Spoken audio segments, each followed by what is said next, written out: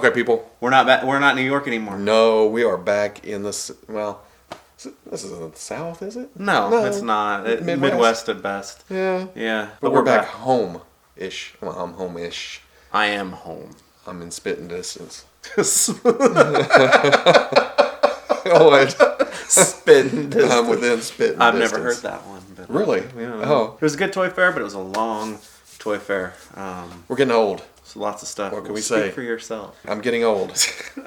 I'm spry 29. So we thought we'd impromptu standing, which I'm more comfortable with. I'm on a chair. You got this weekly action going on. Yeah. Before I go into the weekly. Oh, see, that's how this is happening. I'm just going to be covered up by the images the whole time. Okay, people, welcome back. See? Yeah. But we're going to finish it off. We're going to start off with McFarlane. Yeah. Because that was, where Sunday we started morning? On day 2. Day 2. We're going to do McFarlane day 2 and 3. Mm-hmm. Was there a day 3? There was. There was a day 3. I just don't remember. I can't pick them apart from each other at this point. So. But McFarlane had their DC stuff, and that's where we went straight to. It was in the back center, but we bypassed and went straight to all that because, yes, it's a touchy subject, it seems, at this point. It's early. It's finding its bearings, and I think they're aware of that. Yeah. Oh, yeah. You know, very, very aware. As much as I'm going to talk about like new figures, like the variant Batmans, which we already knew about, but the White Knight Batman, the Joker from the same series, the Azrael, all cool looking. Right. I mean, I've never read White Knight, so the designs kind of threw me for a second, but then I was like, that's a good variant. And the Batman and Joker. Is that the set with the Jack Napier? Yeah, with in the police uniform, where he's actually the one chasing Batman. Right. And I guess has some kind of, I don't know, wackiness going on. Or Arkham Asylum game had Joker and Batman. Wonder Woman movie, armored and regular. That's some crazy armor. It's very Kingdom Come feeling. Yeah. Some people are excited to get something different, something bigger, stylized, all the way across. Scale issues, yes, but the biggest thing about this show was Ty. Yeah. We got to talk to Ty, who is a huge DC fan, huge toy fan, got hired on as photographer and has worked his way up to co-brand manager for the DC line. Working on the DC line, which he's one of those guys that the second that you start having a conversation with him, it's like you already know that he knows, and he's got a good handle on things. And he has said that, when he came into the line, it was already planned out, sculpted, ready to go for 3 waves. Yeah. So he knows the issues. He's working on the issues. Relative scale is the big issue. Yeah. I mean, like we joked about this weekend, I've suddenly somehow become a 6 or a 7-inch scale collector, along with 6-inch. So I'm good, but my big problem was they're all the same height. Yeah. And he knew exactly. I didn't even have to finish the sentence. He knew what was going on. It's going to be worked on. They're going to get into bigger characters, more monstrous characters that we expected from McFarlane, Killer Croc. So it's still so early. I think people forget that even though there's the stuff hit immediately, they've only really been having a product roll out for 6 weeks? Yeah. I mean, we're still, just a month after they got going. So, it's all about finding its footing. Hell, it took Mattel 4 or 5 years before they really started going with building out their stuff of having the license. And even at the end of that line, they were attempting new things that may work and may not work. Yeah. And so it's an interesting time for DC overall, but it's good to see that they have someone who is in there and really wants to make it a point of focus and not run away from some of the issues that they've had, but address them and go on to make it better. With enthusiasm. Yes, but a lot of enthusiasm. Yeah. So from there we turned to the Fortnite. There's going to be a little bit of Fortnite in this conversation. Yeah, well, okay. At this point, there's a little bit of Fortnite, but they had oh God, I don't have names. I'm about to get torn And see, I rely apart. on you on this because I know the ones that I know. But the biggie. The big mouth. Big mouth. Well, I was just going to say the big mouth guy. I would have gotten it right. I think that's what it's called. But it's such a dynamic looking action figure. I mean, looking at Fortnite characters, this is the one I was hoping would come from McFarlane because it's big, it's monstrous, it's monster type. So it's bigger than the other scale. But then Scully looks good. She's already been released. That was revealed a month or so ago. With Mulder. Already shipped. No, you punk. The Green Army Man. I don't know the name of this. It's probably something clever. but he's got a hot dog on a skewer. Which is the whole selling point, I think. Yeah, I love that. I knew it. Like, as Dan Larson would say, it's hot dog o'clock. But it's also a cool looking big green army man. Yeah, I mean, just with the way that they play with their skins and things like that in the game. I mean, that just seems like an obvious one, but it works well for a format like Fortnite. Arctic, not Winter Soldier. No, not Winter Soldier. Is he like a color swap with the guy that's kind of like he seems to be a color swap guy? To me, this is Commando Snake Eyes. Yeah. If it were in black. But all looking good. I mean, a little less than they rolled out on us last year. Because remember that big wall of Fortnite they had? Yeah. Stuff? Are we still missing some of the things that did they get all of that out? They pretty much show, solicit, release, move on. Well, there's a lot of moving parts going on in McFarlane right now. So, you know, Fortnite was kind of the focus, but now, I mean, full on DC and things like that takes a lot of resources to make all these lines move. So. It does. They also showed off the Lava Wing. The ice one's already out. The ice one is already out. It's awesome. It's a big dragon-looking thing. Yeah. Elemental type. I wish I could get around with something like that. To work! We just left New York. Could have seen if it really worked. Dropping lava on houses and fields and cows. From there, it was over to your favorite anime and mine. Let's hear it all. My Hero Academia. Mm-hmm. I think it's wave 2. Mm-hmm. And we actually saw the solicitation pictures before Toy Fair. And that is Uraraka. Uh-huh.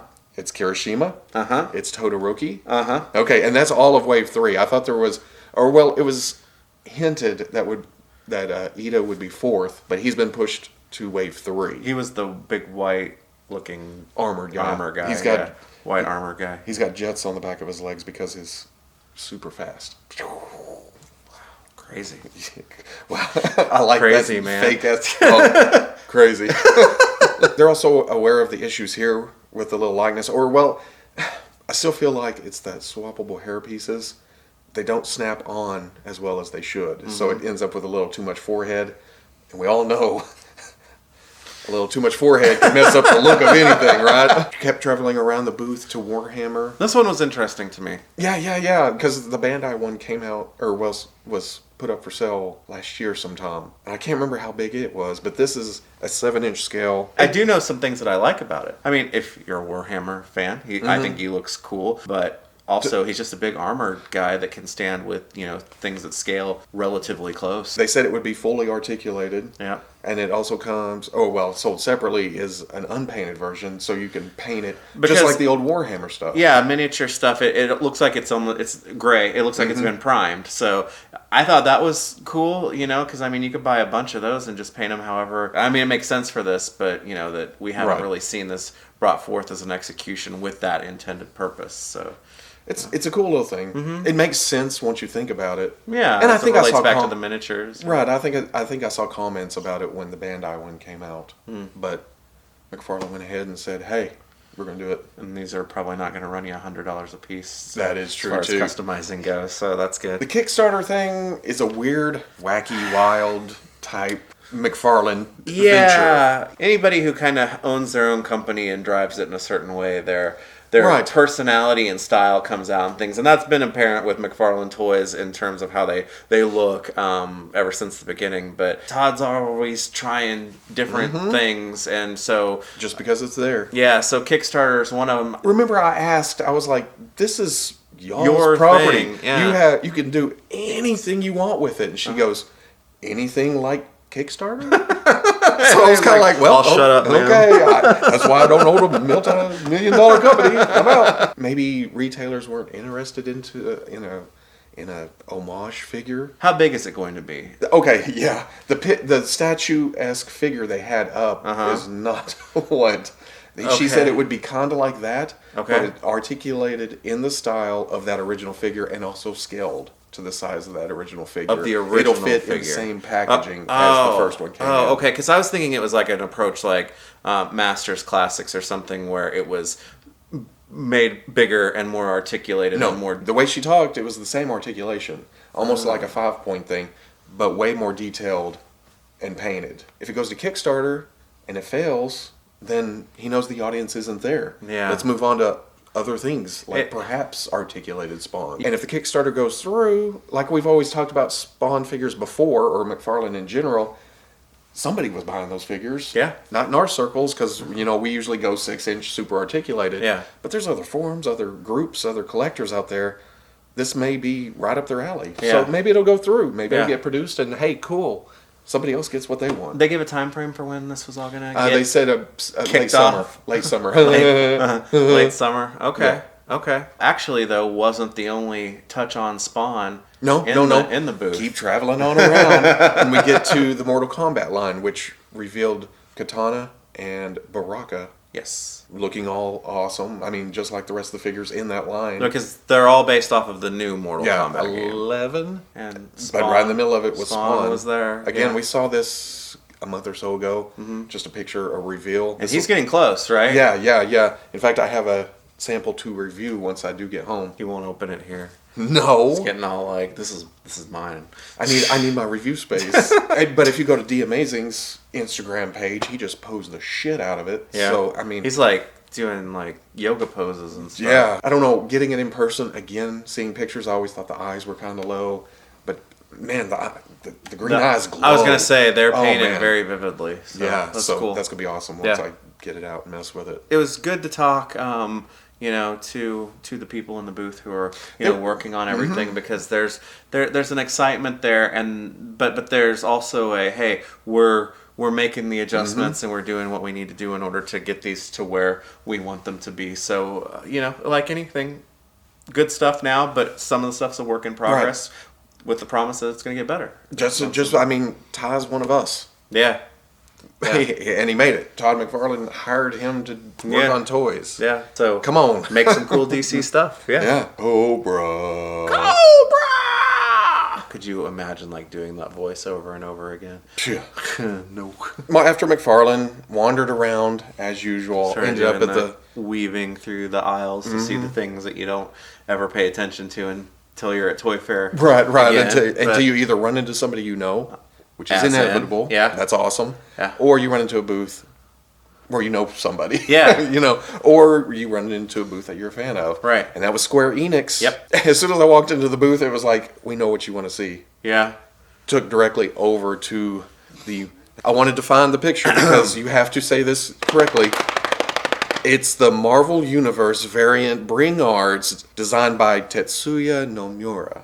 Nomura. You have to say that every time. The artist has a huge say in how these look or how these are even displayed in the cases. And cares a lot about it. And cares a lot, yeah. Because the line director for these was in the booth while we were there, and he had the case open with the Spider-Man, texting, photographing, making slight adjustments with the artist. When it was like 3:00 in the morning in Japan, right? That he was so there's because the artist had seen initial pictures out of Toy Fair and said, "Why do you have Spider-Man pose like that? Yeah, change it." And it was this. He'd take a picture, text it, and then like a 3-degree turn, and so then picture, text. So it. I would say that saying that there's a little bit of passion involved with this is an understatement. I'm looking at the Iron Man, thinking, "Whoa, I like the designs." There's I always some have with interesting the play arts. designs with Right. these. And after talking about the Play Arts Kyle line for a long time, I haven't talked about it in a while, but I always admired them. Yeah. I didn't get them, wrong scale. I don't know, there's something interesting about them, and that's where I'm at here too. In a way, these are very quintessential armored up characters that have a very distinctly Japanese feel to them. Right, and I think that's how you get a 6-inch license for Right, Marvel. Right, but at the same time, what's not common amongst what I think we typically see with it is that there's a little bit of asymmetry, and they look extremely ultra modern, but some of the embellishments and the details, especially on Iron Man and the Thor sketch that we saw, it almost has an Art Deco quality to it, like taking it back to like the 1920s or something like that. So very, very interesting, very different looks. It's so shiny. That's going to get me interested. And then over to Spider-Man, who's still in grayscale prototype. There is a lot going on with that figure in terms of sculpt and line work and whatnot. So I'll be interested to see how it eventually gets colored,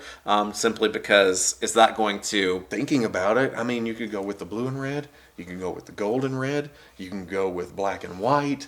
And when we did talk to Peter about the variants and stuff, and he's like, I've got, that's what we're thinking of. Yeah. Iron Man could be Chrome, could be War Machine. Yeah. U.S. Agent over on Captain America's body. Oh, that's true. Yeah, wherever you want to go. Red Guardian. From the way he talked, it should be Fast and Furious once they do start hitting. Like solicit, but it's not one of these releases that you're used to. It's like, oh, we're going to solicit for it now, and in 8 months you're going to see it. It's supposed to be a lot faster. It was supposed to see final product this year. But again, they're still working on it. But then you went back to Super. Well, we talked about the Teenage Mutant Ninja Turtles. Ultimates over at Super 7. The stuff that is kind of based off of the Thundercats. We talked about that, but you went back to Super 7. I did because they had an awful lot of reaction stuff out. Right. And for not being a 3 3/4 guy, they get licenses that definitely appeal to me that don't really exist in any other format. And that line, I think they do a great job of presentation with all their card art and stuff like that. So I had to go back and check it out because even some of their sports stuff that they're doing, they're blowing that out even more, expanding it, especially into the mascots, which are cool. But like they said way back at Comic-Con, when they were teasing that the Thundercats Ultimates were coming, they said Thundercats Reaction was going to be coming too, and seeing them for the first time. Were they in there? Here? Yeah, they were. I have to admit, I didn't go around to the other side of the case. So the other side of the case had most of the reaction stuff in it, but it had like Lion-O and Mumra and Slithe and Panthro and some of the rest. So for those of you who are building out, compatible licenses within the same factor, He-Man now has Thundercats to go with at that scale too, so that was neat. One of the things that they came back around to that they had worked on back when they had their collaboration going with Funko, when Reaction really started, was Nightmare Before Christmas, but they're bringing that back with all new sculpts. And to me, looks like a lot more detailed sculpts and kind of reinventing Nightmare Before Christmas for that as well. They were showing off a few things that weren't really ready to go from a figure perspective, but they're into Gem and the Holograms. They had hardbacks. I remember you coming back. Gem and the Holograms, and I was like, well, that's actually kind of really cool. I love the aesthetic of Gem, but I didn't have Gem as a kid, and I think they were all, larger doll-sized things, and they brought them back in kind of the same scale. But for somebody who, I like the design and the aesthetic of it, it's like, this is perfect because I don't want it to take up, tons of shelf space, but maybe a couple of them here or there will be neat. Reaction's kind of a cool little thing, like your Archie series over here. I just got Beavis and Butthead was waiting for me when I got here. Pee-wee's Playhouse. Yeah. And stuff like that. Yeah, it's perfect for that. And Gem kind of fits into that for me as well. They were showing off the new Ninja Turtles series that they had, which I think is their third series, because Splinter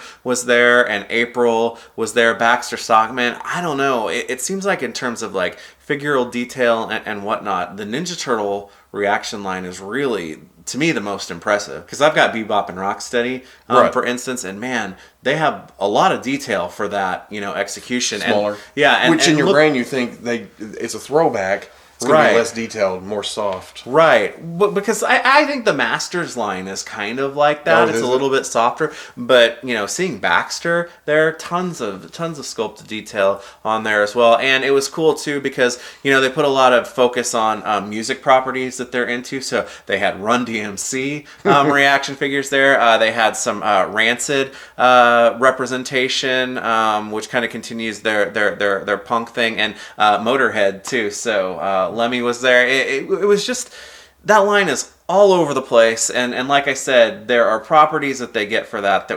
I'm not gonna see, anywhere else. You want some brutal honesty? Yeah, let's hear it. They all fit together, right? In my head, that's the way I always looked at Funko Pops. But I don't like Funko Pops. The aesthetic is so much better. Right. They're good about picking properties that lend themselves to kind of a nostalgic, kitschy execution like Reaction is. So those are fun, and the card arts are always on point. Right. They do great jobs with that. And if I was a big enough fan of any of the properties, I'd much rather get a Reaction than a bobblehead. They're going to get you with Cops or Mask or some, probably not Mask. In my brain, someday somebody will come back and do a Cops revival or a Mask revival, and I know that's all about vehicles, but it still makes some kick-ass action figures with the masks. This guy won't ever stop talking about Barnyard Commandos. So I'm a closet Barnyard Commando freak. Everything that really speaks to me that I normally collect by, these go against that, but I still love a lot of them so much just because they're presented so well. Because at the end of the day, we're looking for plastic representation of things we enjoy. Yeah. Yeah. So because we enjoy plastic representations of things we enjoy. I worship these plastic idols. Plastic idolatry. But, Focus, of course, Ultimates. But like I said, I had to go back and take a closer look at the other side where all that reaction stuff was. And I'm glad I did because there's some neat stuff going on. Plus, again, Bron's a cool guy. Was it while you were at... No, it wasn't while you were at Super 7. Yes, it was. Yes, it was. Okay. It's when I was at Super 7. I went to Jazwares 3 times this weekend. At least 3 times. At least... Well, no. I only got in 3 times. 30 times. 3 times. You could not stay away. You were never around. Well, you were that last time, but I went in and you couldn't. I get the feeling you're trying to keep me away from... There's something in Jazwares that is all Robo. I had an appointment, went in there, and the first thing we went to was the AEW line. I love AEW. It's such a throwback to my 90s WCW days. Chris Jericho was at the booth. I didn't see him. But then he'll be here tomorrow. But who did you see? Well, let's get to that first. I start taking pictures. I'm talking to dude. He used to work at Mattel, so he knows wrestling figures, or how wrestling figures are done at other companies. So come to this company, they start doing wrestling figures, and I'll be damned if they aren't going to be able to go right in with your WWE figures. Cody, Young Bucks, Chris Jericho, Moxley, just Brandy. Bunch of different figures that just look fantastic, and there will be chases. We're going back to the old Toy Biz days because there's Toy Biz guys working with or for Jazwares now. So it's kind of a nostalgia feeling there too. But man, these were beautiful prototypes, and they said even things like that where the shirt is a chase part of the chase figure. He'll end up later with a different kind of shirt or something like that. It's not going to be like a unique character that is a chase. Yeah, I think. And you said these figures look great, and I think the best validation that you can get from that is as you're photographing. I'm taking a picture of Dustin Rhodes, and he's up here. He's up on the shelf. Yeah. And I'm taking the picture, and this hand comes in to grab it, and I'm like, well, I'm taking a picture here, bastard. And I didn't say that, but I was like, well, and I look over, and it's Dustin Rhodes. Dustin Rhodes, the natural Dustin. And he's like, and all I hear is this. You taking a picture of my figure? I'm like, oh, yeah. Yes, is that okay? Sorry. He draws his hand back and kind of circles around me, and I take one more picture. I say, do you like your figure? And he goes, I fucking love it. I mean, that's got to be the best validation in the world. No kidding. So he grabbed it, and he was doing a video interview, so I was holding that up. But I would continue taking pictures, and I asked if this was going to be slightly smaller because we look at figures all day in cases at Toy Fair, and it's hard to judge exactly how big they are. Yeah. So 7, 6 is awful close. You get a little smaller than that. Your distance, there's glass, there's not. So I asked, I was like, is this going to be a little bit smaller? This looks closer to true 6-inch scale. Guy pulled a Mattel Dolph Ziggler out from under the ring and put it right up beside him. Perfect. And then we go from there over to a Halo. 6.5 inches. They look fantastic. I'm not a huge... Which that works for all armored guys, right? The Halo guys are apparently bigger anyway. Okay. Or Master Chief is 7 foot tall or something like that. Damn, like I said, I'm not a fan of the property. Looks like kick-ass action figures though. Yeah. I told the rep I have watched Red vs. Blue, and he goes, then you're a fan. I'm like, okay, cool. So I can buy these? He said, yeah. So then I went over to the Fortnite, which is behind closed doors, no pictures allowed. I've griped about this several times on weeklies during reviews, how Jazwares doesn't like to promote their Fortnite line, and it's because the turnaround is so fast, they can't get the marketing approved from Epic Games in time before the figures actually hit. The Amazon pictures that leak early, they haven't been approved by Epic Games yet. So they can't be released until Epic Games says go. And I guess I'll stop crapping about it now because I was always like, why don't you promote your own... That's exactly what I told Mike in the booth today. Why don't you promote your stuff? And he goes, we can't. There's generally a very reasonable answer for when you hit conundrums like this, and it's never the well, because we just don't want you fuckers to see them. You know? Yeah. It's, there's a reason for it. So with their turnaround times with getting these done so fast and out and varied, I can understand. Because I mean, approvals, Right.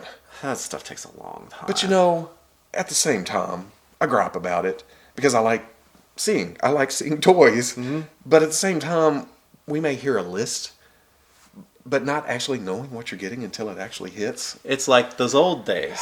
Yeah, it's like... Remember, you didn't know something was new until Let's you went go to the to store. Walmart. Where it's like, what's this figure on the back of the card that I've never seen before? You walk into Walmart and there's a pair of XXXXXX large coveralls hanging from the ceiling on the side, and you walk back to toys, and that an Arkansas thing?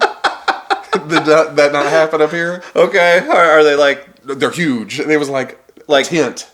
Like overalls? Overalls, yeah. Yeah. Oh, okay. Every Walmart. That's all I remember from a kid walking in Walmart. Coveralls as big as a parachute. The overalls were huge over on the men's section. But you go to toys and you didn't know what you were going to see. Yeah. So it's kind of the same thing, except, online. For the Legendary Series scale, That's the 6-inch Sentinel, stuff, right? Ruin, Galaxy, Frozen Raven, Fish Stick, Beef Boss, Eternal Voyager, Ghoul Trooper, and Drift Level 5. Beef Boss, though. The Beefy Boy. Beef Boss. He's a guy with a hamburger head. Yeah. I mean... It's almost McDonald's branding. That's... But it's Mayor McCheese gone for real. Right. You know?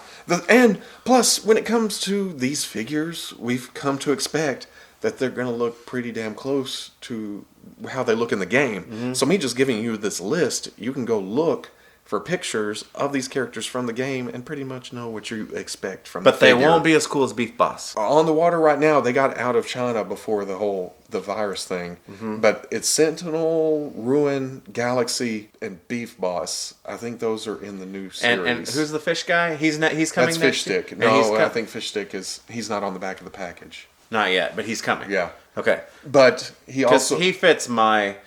You're right. Yeah. Because you called it. And he fits my kind of, what I like about... The craziness. The crazy ones. They can fit in with... Peely, tomato insane head stuff, guy, Beef Boss, fish guy, nutcracker fish guy. Stick. Fish man. Fish sticks. Good Lord. But he did say during this show, Epic Games was there. Uh-huh. They went ahead and approved... I guess Peely is in a suit now in Fortnite, and he should be coming pretty soon. The woman who worked on the soft goods for the AEW line is going to be producing the suit for Peely. So, with different faces? Right? Okay, yeah. Yeah. The new Peely should have different facial expressions from this one, so that'll add on to your And they're existing compatible. Peely. Yeah. And they're compatible. Yeah, cool. They should be compatible. Oh, well, there's UFC prototypes sitting there too. They're unsure where that's going to go. Did they talk about what's the target audience for UFC know. Figures? Because I didn't actually talk to a rep on that. Are there a lot of kids that watch UFC? I don't know. Or are these more for like... I don't know. That may be why they're in limbo a little bit. Mm-hmm. They're unsure. The prototypes look good. Wrestling has gimmicks. Wrestling, even Hangman Page, who pretty much wears short... He still has the noose. He still has the mask. But the entertainment, it's also entertainment that is geared for all ages. It's accessible to all ages. Yeah. UFC is not that way. Yeah. I mean, these are people like beating the absolute shit out of each other. So. I will say the prototype, the paintwork on the tattoos. Ooh, yeah. Ooh, whoever did that was amazing. Yeah. That and the skin tones and the facial expression. Use my imagination. You couldn't take pictures, So I think they were hoping for some get some attention on it with some of the buyers coming through and stuff. But yeah. I don't know. They didn't say anything about it once. I just looked at it. They said it was being worked on. But compared to a couple years ago, Jazwares is a completely different animal, even from last year. Last year, all they had was Rabbit Raider. And turn around this year, we got 2 or 3 waves of AEW up in display, wrestlers running around. They've been UFC, busy. Halo, Fortnite. Fortnite's killing it. Yeah. So they've been busy. Very, very interesting company, at least from a to watch at this point because you kind of know how Hasbro operates, you kind of know how Mattel operates. Even some of the smaller ones, like how NECA does their thing, how Super7 and some of these other ones do their thing. Jazwares is like they're still in this state of like growth and change and things like that. But so at the same time, just seeing how far they've come in a year with the amount of product and how their product is being done, it's. I need to go find an older Jazwares figure and compare it to what we're getting now because it wouldn't even look like they're in the same universe with each other. I think it all seems new and that, but it's a bunch of old toy guys working on it. But plus they're acquiring other companies and their licenses. Yeah. What did we see at Mattel? We didn't see it because the alarm went off and we were like, "To hell with that." Didn't make it to Mattel this year. Go over and watch Pixel Dan. Yeah, Dan did a good job of that. It wasn't anything that we would have gone to go see that hadn't been shown already. Right. The WWE had their rollout that was kind of presented to everybody the day before Toy Fair really started, and they had some new and cool stuff to see, but.